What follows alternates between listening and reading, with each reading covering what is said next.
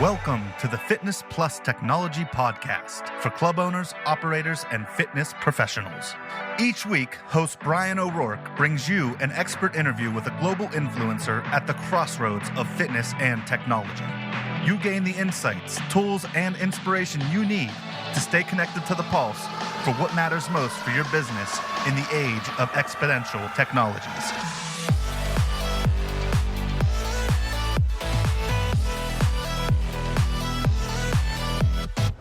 Welcome, listeners. I'm your host, Bryan O'Rourke, and today we have a guest, Cedric Bryant, Dr. Cedric Bryant, and he is currently the President and Chief Executive Officer at the American Council on Exercise. We have a wonderful conversation about his background.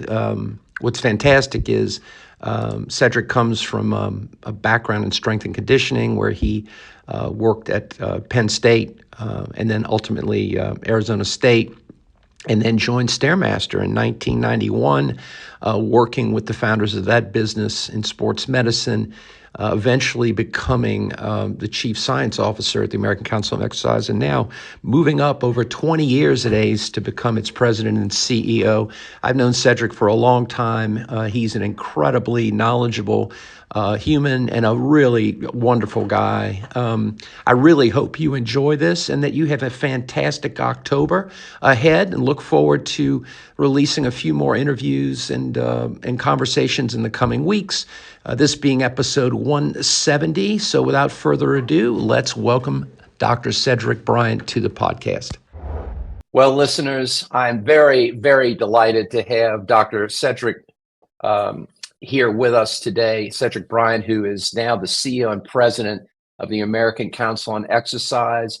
Cedric, thank you so much for making time today to visit. I really appreciate it. It's a pleasure, my friend. I always enjoy connecting with you. You've been such a great, I think, very motivational in your experience. I mean, I don't know how many people know about Dr. Bryant's background, but outside of being emerging in strength and conditioning and then moving on to actually work with Stairmaster for over a decade in a number of roles, and chief science officer, some other roles before you made it to ACE almost 2 decades ago. As you mentioned, we've been able to talk in the past. I think you have some pretty interesting stories to share. What, Cedric, brought you to the industry in the first place? Well, it's funny. When I was in college, I was a biology major as an undergrad, and I took an elective class in exercise physiology. It was an elective my junior year, and I just fell in love. It just was such a perfect match for me. And so I went on to Penn State for graduate school. And just the more I learned, the more I wanted to learn. And it set me on a journey that my career actually was I look at it in thirds. The first third was kind of that traditional academic route where I got my master's and my PhD, and I taught at Penn State, West Point, and Arizona State. And then while I was at Arizona State, I was doing some clinical work, working with patients who had peripheral vascular disease. Kind of think of it as kind of having coronary disease, but of the leg, the vessels that feed the legs. And one of the devices that we found that was particularly effective in helping these individuals improve their function was the Stairmaster product. Unfortunately, the Stairmaster for the general population was a bit too aggressive for this patient population, so we redesigned the Stairmaster to start at a lower intensity and go up in smaller increments. And that reconnected me with an old friend of mine who I was on the faculty with at West Point, whose brother was actually one of the owners of Stairmaster. And as a result of that research project, they asked if I would be willing to come to work for Stairmaster in their research and development. And kind of being always around academia, I was like, I'm not sure if I want to go to the for-profit business side of things. So I took a year's leave of absence from Arizona State, and I never went back because I so loved the work that I was doing with Stairmaster and R&D. And as you said, I did that for a little bit over a decade. And then I was serving on the scientific advisory board for ACE, and they asked if I would come down to head up their science program and be their chief science officer.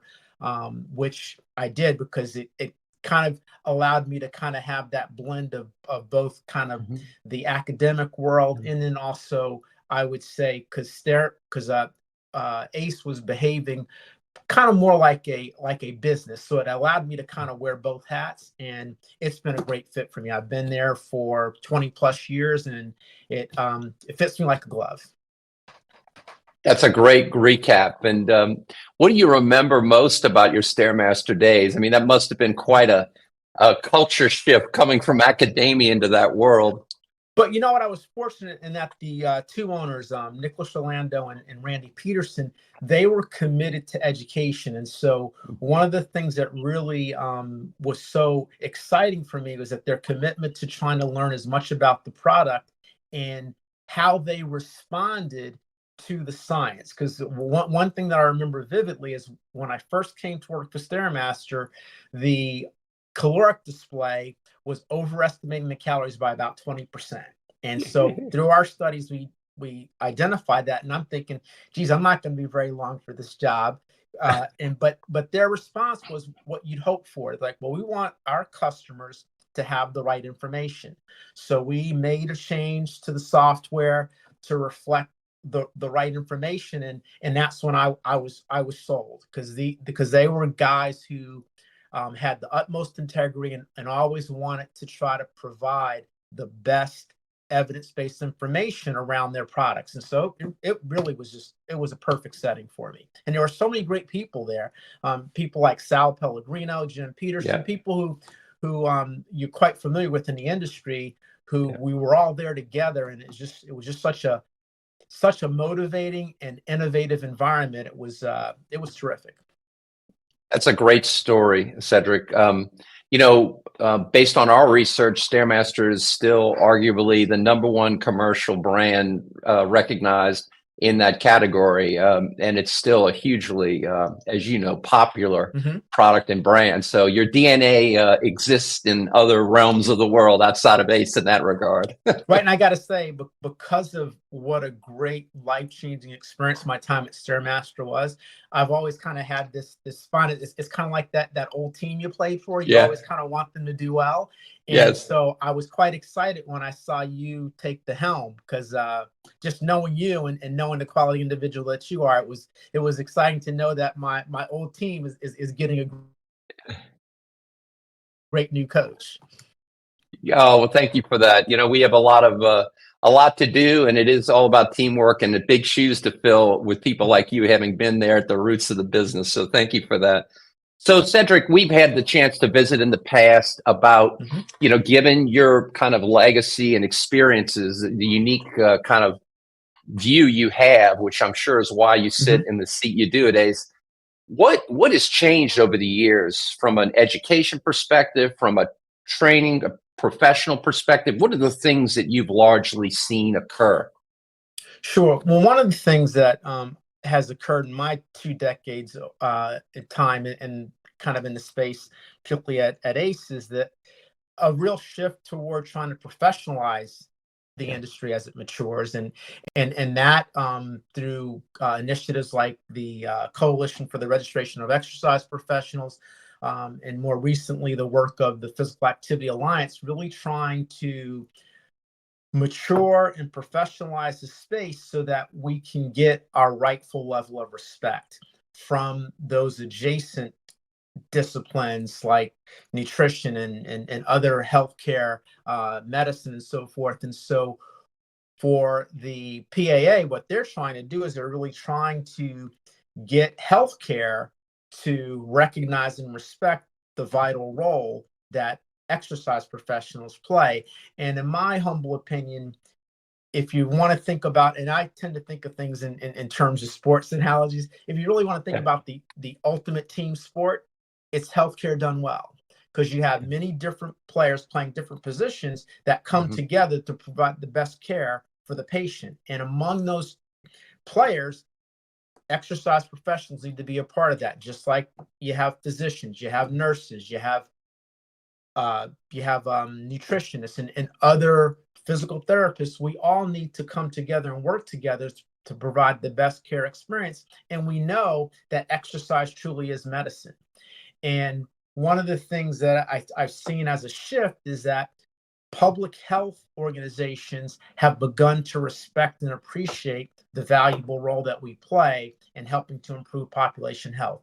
There are two groups that I've had the privilege of working with that really, I'd say in the last 5 to 7 years, have really come on board in a strong way. The Centers for Disease Control, they have an initiative called Active People, Healthy Nation, where the goal is to get 27 million Americans moving more than they currently do by the year 2027. And the reason being is because they know that if we can get people to move more, we're going to reduce the amount of chronic conditions that people are suffering from, and we're going to improve population health.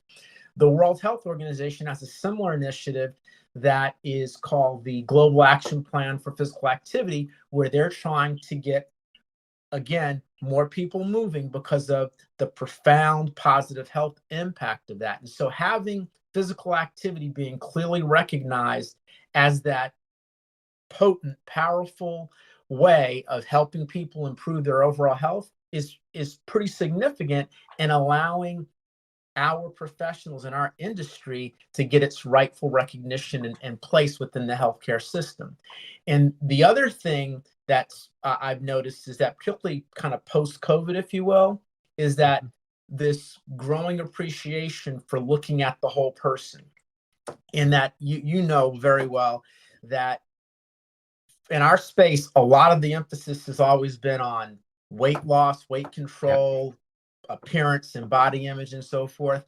And I think part of the isolation that we all experienced during the pandemic and some of the mental health challenges that were associated with that, there's a growing appreciation for the valuable role that physical activity can play, not only in terms of a lot of the physical dimensions that we've always looked at, but also in terms of mental health. And so we're seeing an increasing focus and awareness of the full effects of being physically active. And those things, I think, are going to help to spur us having that rightful connection to healthcare. Yes, no, I agree. And I see that too. It's a thing I know you've been pursuing for a while now, and ACE has as well. But it's had its frustrations because you have a lot of entrenched either commercial businesses or institutions who have a certain way of approaching things like medicine. And so even like, as you know, physician referrals have been a big talk for many years, but they aren't executed well for the most part. What are any observations you have of the friction? I'm sure that's why you work with these organizations to reach across the aisles to help people understand. Well, it's funny because I'm glad you used the word systems because it really is a system problem, and it's going to require a system approach to solving that problem. And so there are a couple of things that the different organizations that I've been a part of have been working at, trying to chip away at some of those systematic barriers, if you will. One is policy. Really making sure that there are policies in place that help to support physical activity and the promotion of physical activity. Another one is in terms of just with the way physicians are trained. The typical educational experience for a physician is that they get little or no training in nutrition, physical activity, or lifestyle behavior change.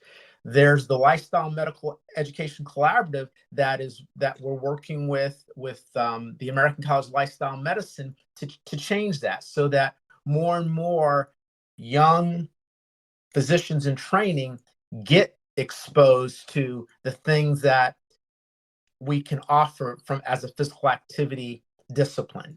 And the other thing too is that in terms of, if you think about one of the big initiatives of the Physical Activity Alliance, is to just what you said, is to get the assessment of physical activity status as part of the EHR. Because basically it's the old adage, what gets measured is what gets the attention. And so why shouldn't physical activity be assessed along with things like your blood pressure and your weight when you go to your physician? So there are a lot of lot of kind of pieces to the puzzle, and we're trying to systematically and thoughtfully attack those. Yes. So given ACE's mission, my assumption would be how your organization is changed and changing to meet these challenges and opportunities are these kind of coalitions that you're working in to help impact the systemization of it. What do you think we can see in the coming years around some of those initiatives, Cedric? What are you trying to do organizationally outside of that? Can you share a little bit more detail about the future in your mind on that? Sure. I think what you are going to see is, I think you're going to see opportunities where there are going to be more dollars available, whether it's through a true reimbursement or the use of HSA dollars and so forth, to help individuals be able to take advantage of becoming more physically active. You're also going to see, I think, a shift in the way people in our space work together. Because one of the things that has always been a personal frustration of mine is that all the various acronyms out there, whether it's ACE, ACSM, NSCA, you name it, for far too long, we've viewed each other as the competition. Right. And we haven't really worked as well collaboratively as we should. And that is really the beauty of the Physical Activity Alliance, is that it's bringing all of those acronyms together, as well as adjacent spaces like the physical therapists and so forth. Because if you think about it, the evidence is overwhelming that if we can get more people moving, we're going to improve the health of our nation.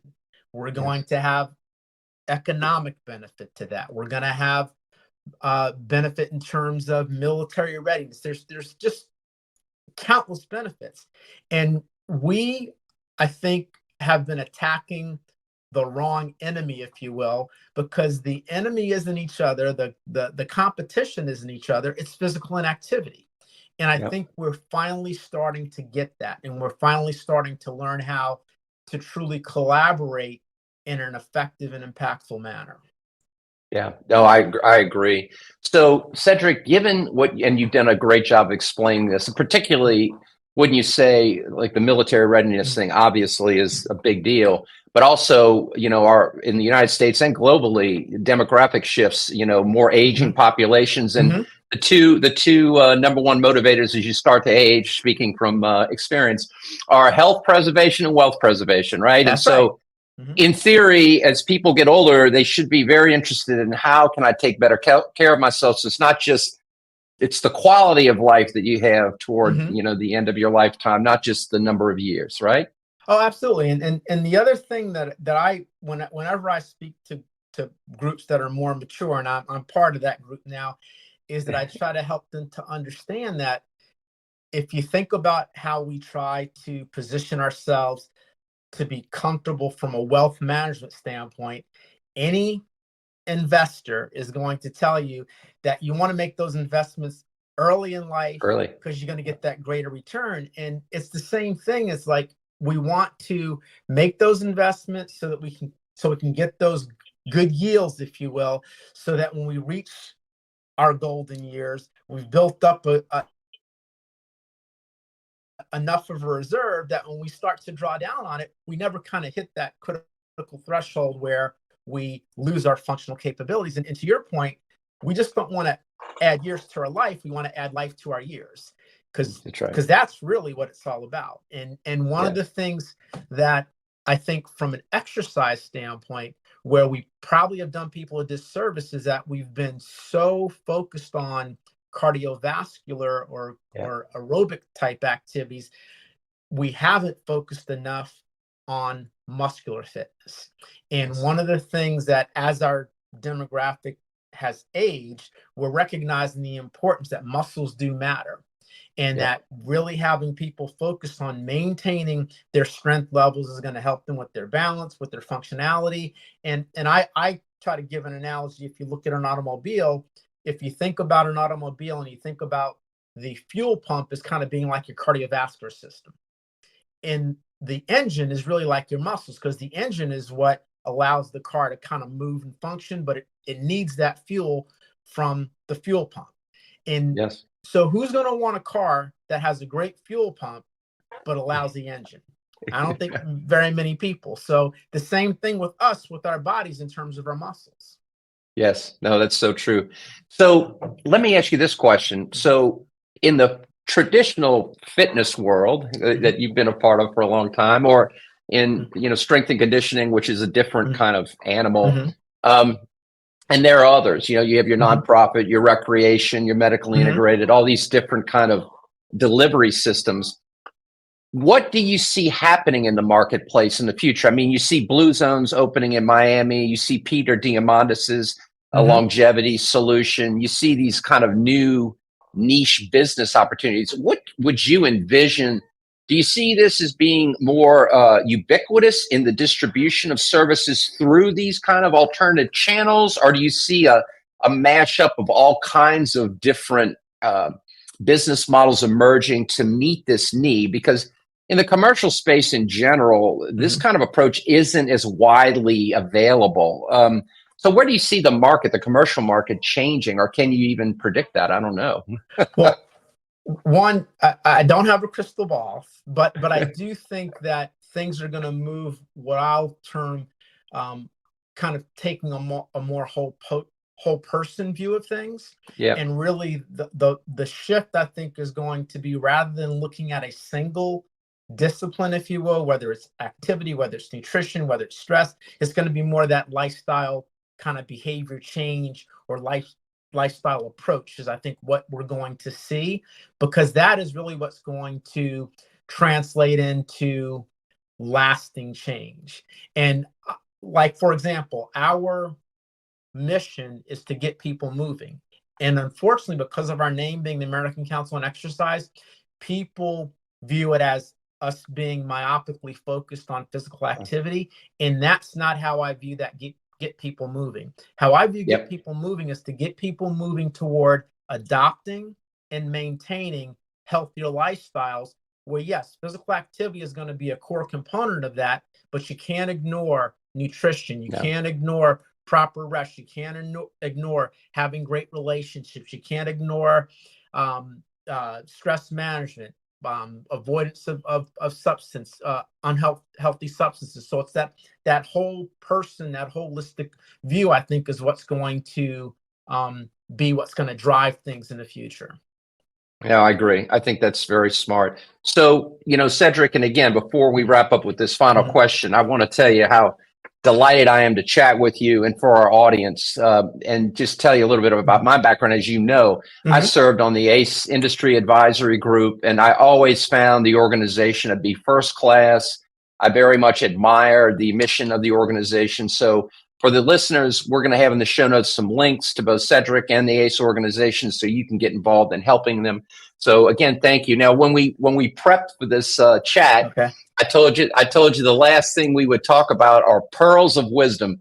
One would assume a guy with a little gray in his hair or a little older would have some pearls of wisdom. I know you do, Dr. Bryant. So can you share your thoughts and advice you might give for fitness professionals, given your wealth of experience and insight? What would you tell people that when it comes to their careers, their involvement, what kind of advice could you give?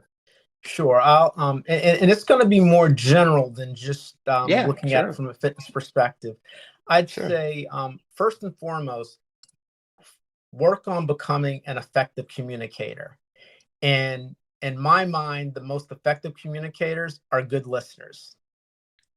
And so really work on your active listening skills, because good listening communicates caring. And if people understand and believe that you care for them, then you can help them on their journey of change, whatever that might be. The other one is that I heard a lecture years back, and it got shared in a book, where they did a study where they interviewed 50 people over the age of 90. And they asked them one question: if you could live your life over again, what would you do differently? And there were three themes that emerged. And I always kind of take this as kind of my North Star, if you will. And the three themes that emerged is that they would reflect more, they would risk more, and they would do more things that lived on after they were gone. And that idea of reflecting more is that they realized that they didn't spend enough time thinking about those things that were really important. And so I urge people to take that time, particularly when you think about our world, we're inundated with all the time we can spend on social media and other activities, to take a time out and really deeply think about those things that are really important. The risk more. One of the things that these old people came to realize is that many of the things that they wouldn't attempt because they thought, well, geez, if I try X, Y might happen, and that might not be so good. What they realized is that they had far more regret for the things they failed to try than the things that they tried and weren't quite as successful, didn't go as planned. And I always tell people, go out there, go for it. If it doesn't go quite like you want, at least you're going to learn something.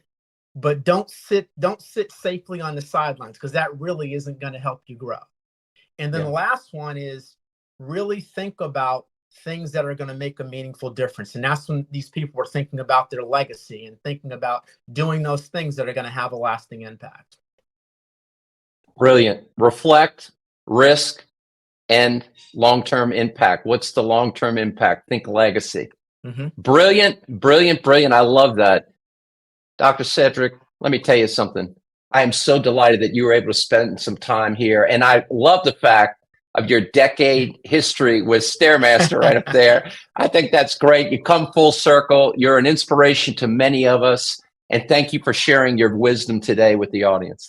Oh, Bryan, thank you so much for the opportunity, and keep doing the great things you're doing at Core Health and Fitness. Thank you, Cedric. I appreciate it so much. Hello, listeners. This is Bryan O'Rourke, and thanks so much for listening to the Fitness Plus Technology Podcast. The podcast is made possible by the Fitness Industry Technology Council, a consortium of global brands working together to enhance the adoption of technologies in the fitness space. Our company, Videri Ventures, which is invested in Vertimax, Montezuma, Gold's Gym, Houston, Texas, and Fitness 24/7 Thailand, also underwrites the podcast, along with our service companies, Integris Advisors, Moon Mission Media, and others. Please feel free to share this podcast with your colleagues.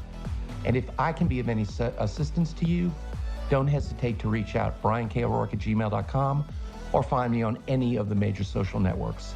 Have a great day, and thanks for listening.